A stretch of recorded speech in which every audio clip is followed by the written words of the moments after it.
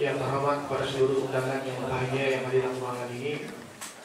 Pertama kita panjatkan puji syukur kepada Allah Subhanahu wa taala dengan rahmat dan hidayah kita berkumpul di dalam konvensi Partai Hanura. Di sini saya selaku calon bupati atas nama Joy Charles dari Partai Nasdem mendaftar ke Partai Hanura dalam posisi bupati. Di sini saya langsung ke poin visi dan misi. Visi saya adalah menciptakan program hilir yang bermartabat dan berkeadilan. Misinya, mengingat waktu 10 menit, poin-poin yang perlu saya sampaikan adalah mengenai pertanian, BUMD, APBD, perikanan, pendidikan, kesehatan, serta infrastruktur. Untuk mengenai pertanian, sama yang kita ketahui bahwa basicnya masyarakat Rokan Hilir ini adalah petani, baik itu petani sawit, petani jagung, petani padi, dan segala macamnya. Yang terpenting adalah eksekusinya. Apa yang bisa kita usahakan di pertanian?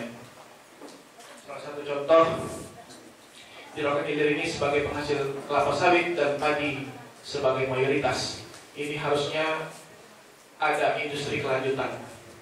Walaupun posisinya terkecil industri itu, tapi dia berperan penting. Contoh, sebelumnya saya sudah pernah sampaikan dalam pidato sebelumnya, komitmen dalam satu tahun kerja itu bisa dikerjakan adalah pabrik minyak makan di Rokan Hilir. Ini ambisi harus dilakukan. Kenapa? Untuk pabrik CPO ini baru nilai awal, harusnya berkelanjutan ke minyak makan. Caranya gampang, pasti ditanya nanti alokasi dana dari mana. Kita sebagai pemerintah jangan terpaku kepada dana yang anggaran yang tadi sebelumnya kita dengar defisit dan defisit. Sebagai pemerintah kita undang pemilik CPO yang ada di Rokan Hilir untuk joint venture. Joint venture ini dalam artian kita sebagai pemerintah menyiapkan perizinan yang mudah, meminjamkan lahan pemerintah yang tidur, tolong dirikan itu pabrik minyak makan. Bagi pemilik pabrik yang tidak mau, ya harap maklum nanti situ saya interview lagi. Kenapa? Di situ ada nilai domino efeknya yang bisa kita ambil. Kalau sudah ada pabrik minyak makan, ini harga TBS akan terangkat. Di situ kita minta semua pabrik itu naikkan lagi harga TBS. Sebenarnya pemerintah juga bisa punya pabrik CPO itu sendiri sebagai penyeimbang. Ini tidak ada. Mendirikan suatu pabrik kapasitas 60 ton itu lebih kurang 65 miliar. Saya rasa dengan APBD Rokan Hilir bukan tidak mungkin ada pabrik CPO itu sendiri. Ini misalnya. Saya mohon izin soal misi saya lebih kepada tindakan eksekusi. Kemudian mengenai padi. Padi sama-sama kita tahu dapil 2, dapil 5, dapil 1 ini lumbung padi. Beda dengan dapil 3, dapil 4. Kita memperlakukan dapil itu sesuai dengan kebutuhan dapil itu masing-masing. Kalau dapil 1, 2 dan dapil 5, iya kan? Di sini penghasil padinya seharusnya padi itu tidak keluar daripada negeri Rokan Hilir, ditahan itu. Harusnya ada pabrik pengolahan beras yang packagingnya 5 kilo dan 10 kilo, tidak perlu 30 kilo, karena kita mengingat memang kebutuhan masyarakat itu kebutuhan yang dasarnya kita harus penuhi. Beras, minyak makan, itu yang saya sampaikan mengenai pertanian. Nanti mungkin untuk lebih lanjutnya bisa untuk bertanya mengenai saya sampaikan. Kemudian mengenai APBD dan BUMD, ini seperti dua sisi mata uang. Kalau mengenai APBD, kita sebagai pemimpin ini, partai politik yang ada di Rokan Hilir, yang jumlahnya lebih daripada 10 partai politik, kita sebagai pimpinan di Rokan Hilir ini menghimbau mereka pergi ke Jakarta sana, bawa dana itu ke Rokan Hilir. Silakan melalui kekuatan partai masing-masing. Tidak harus nanti pemimpinnya dari satu partai itu aja. Ini yang tidak boleh. Harusnya berjiwa besar. Silakan semua partai politik yang ada di Rokan Hilir bahwa ada dana itu ke Rokan Hilir. Ya kan? Itu yang harus kita lakukan. Jangan yang sudah terkakar tadi itu aja terus yang perlakukan khusus tidak. Kalau sudah duduk jadi bupati, ini untuk semua golongan, semua partai. Nanti urusan bertarung itu urusan nanti lah. Yang penting uang itu turun ke bawah. Mengenai APBD, BUMD. BUMD tadi ini keterkaitan dengan APBD juga. Kalau APBD itu seandainya katanya minim, tidak sesuai yang diekspektasi antara eksekutif dengan legislatif waktu ketuk palu, sebaiknya mendirikan BUMD yang produktif. Ini kalau saya dengar, kalau tak salah tolong dikoreksi, hanya SPBU. Di meja ini bisa kita hitung berapa untuk itu SPBU. Tidak level dengan lebar bentangan wahid 881 km persegi. Tidak wajar hanya BUMD kita bergerak di SPBU. Harusnya lebih daripada itu.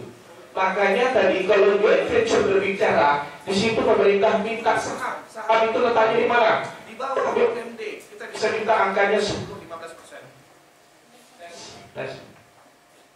Itu yang saya jadi bukan hanya terpaku kepada SPBU dengan jumlah penduduk 600.000 lebih. Kita kasih solusi misalnya waktu anggaran dana dari pusat tidak ada misalnya.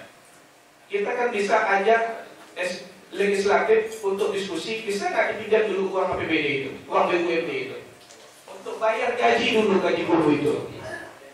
Jangan nanti kalau kita berbicara ketuk palu, guru paling terakhir bayar gajinya, ini terbalik. Harusnya guru dulu. Kenapa? Guru itulah kebutuhan dasar kita semua.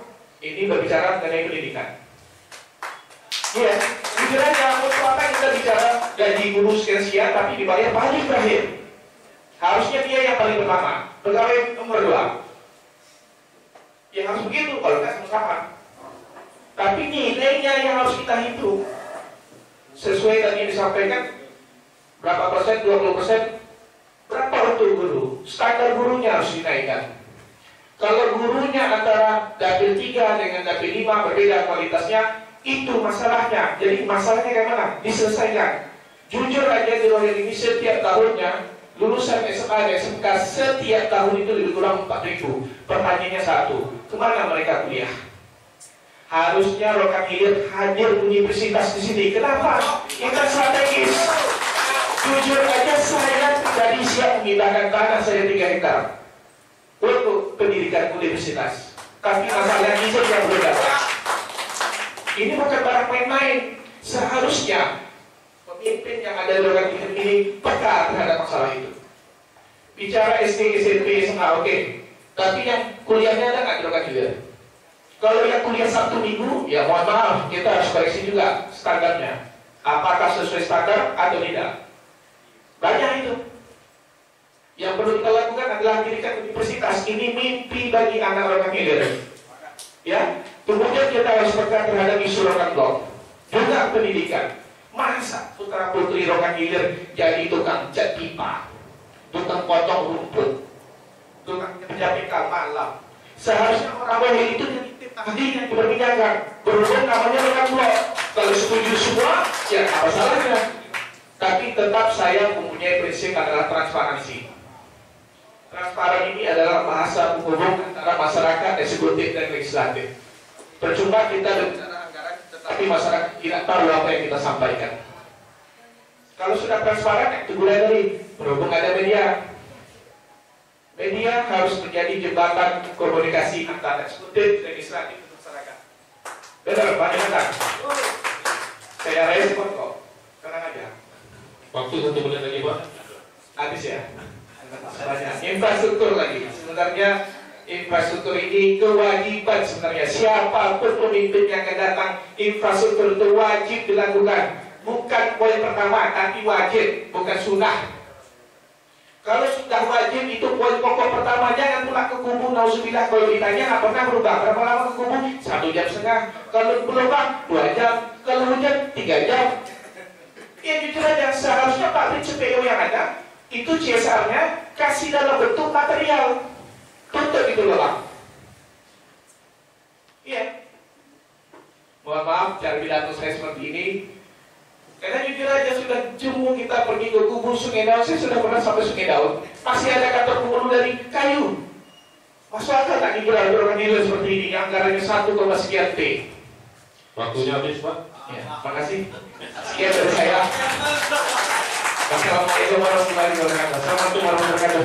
Selanjutnya kami minta kepada panelis untuk menanyakan, mempertajam visi misi yang disampaikan kandidat calon bupati kita Pak Dodi Daten.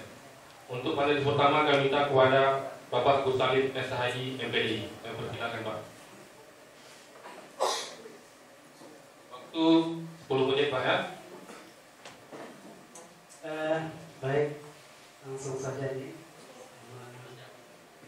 Putra terbaik bukan tiga juga. Terima kasih Pak. Terima kasih. Tadi sama-sama kita dengarkan bahwa visi beliau adalah menciptakan Rohil yang bermartabat dan berkeadilan. Tadi kita sama-sama dengar yang menjadi fokus beliau adalah masalah pertanian. Tapi coba kita bawa sedikit karena beliau di Tanjung jarang jumpa laut mungkin. Jadi kita sungai saja bahwa Rokan Hilir itu dikenal dengan daerah pesisir. Daerah pesisir yang kalau tidak salah sekitar 4 bulan yang lalu saya pernah baca di Goryeo di kecamatan Pasirimo Kapas itu penghasil ikannya itu per hari di atas 5 miliar per hari. Ya, lebih dari 5 miliar per hari. Sedangkan negara Norwegia